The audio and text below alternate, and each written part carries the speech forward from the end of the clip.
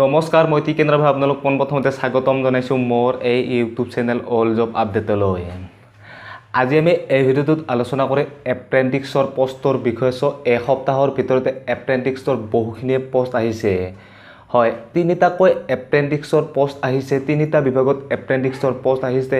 ৰেলৱেত এপ্ৰেণ্টিক্সৰ post আহিছে, অইলত এপ্ৰেণ্টিক্সৰ post আহিছে আৰু অৰ্নেজ ফেক্টৰী বৰ্ডতো যোৱাকালি এপ্ৰেণ্টিক্সৰ 4000+ পষ্ট আহিছে।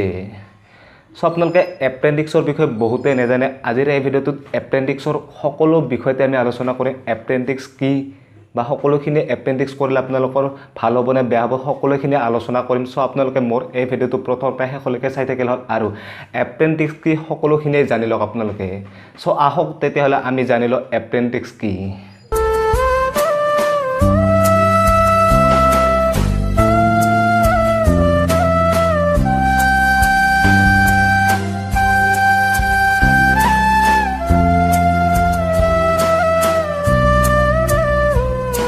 ভাবে এপ্ৰেণ্টিক্স হৈছে এটা পাৰ্মানেণ্ট জব। এইটো কোনো ধৰণৰ পাৰ্মানেণ্ট জব, জাষ্ট এটা ট্ৰেইনিং পিৰিয়ডহে আপোনালোকৰ। গভৰ্ণমেণ্টে এনেকুৱা ধৰণৰ এটা ৰুল কৰি দিছে যে যিখিনি ফ্ৰেছাৰ্ছ কেণ্ডিডেটক জব দিয়া হয়, তেওঁলোকক যদি জব দিয়া হয় বহুখিনি সমস্যা হয় তেওঁলোকে যেতিয়া প্ৰথমতে জবত যাব।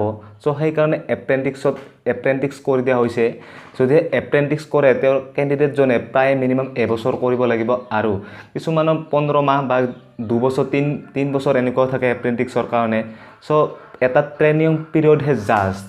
এই ট্ৰেইনিং পিৰিয়ডটো কৰিলে আপোনাৰ বহুখিনিয়ে লাভ হয় আৰু ট্ৰেইনিং পিৰিয়ডত আপোনাক গভৰ্ণমেণ্টৰ ৰুল অনুসৰি এপ্ৰেণ্টিক্সৰ ৰুল অনুসৰি আপোনালোক এটা চেলাৰী দিয়া হয়। এই ট্ৰেইনিঙৰ সময়তো মান্থলি মিনিমাম 7-8 হাজাৰ টকা দিয়া হয় ট্ৰেইনিং পিৰিয়ড, বা কিছুমান 10,000-12,000 দিয়া হয়। এইটো মানে যিটো বিভাগ লয় আৰু ধৰি লওক ৰেলৱে বা অইলৰ বা অৰ্নেজ ফেক্টৰী এনেকুৱা ধৰণৰ কিছুমান বিভাগ লৈ আপোনাক চেলাৰী দিয়া হয়।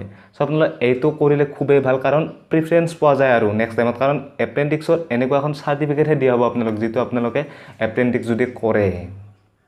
ঠিক আছে, এইটো কোনো ধৰণৰ পাৰ্মানেণ্ট জব। এপ্ৰেণ্টিক্সত আপোনালোকক প্ৰেক্টিকেলিভাৱে ট্ৰেইনিং পিৰিয়ড কৰা হয়। আপোনালোকে যদিহে এপ্ৰেণ্টিক্সত ইজিবিলিটি হয় তেতিয়াহ'লে আপোনালোকে এপ্লাই কৰি দিয়ক। যোৱাকালি অৰ্নেজ ফেক্টৰী বৰ্ডত 4000+ পষ্ট আহিছে। আপোনালোকে তাত নন ITI আছে, কিন্তু তাত পাৰ্চেণ্টেজ ধৰি দি আছে। মেট্ৰিকুলেশ্যন কিন্তু পাৰ্চেণ্টেজ ধৰি দি আছে কিবা 40 আৰু 50 এনেকুৱা ধৰণৰ ধৰি দি আছে মেথামেটিক্স আৰু ছায়েন্সত। আপোনালোকে যদি ইজিবিলিটি হয় তেতিয়াহ'লে আপোনালোকে তাত এপ্লাই কৰি দিয়ক।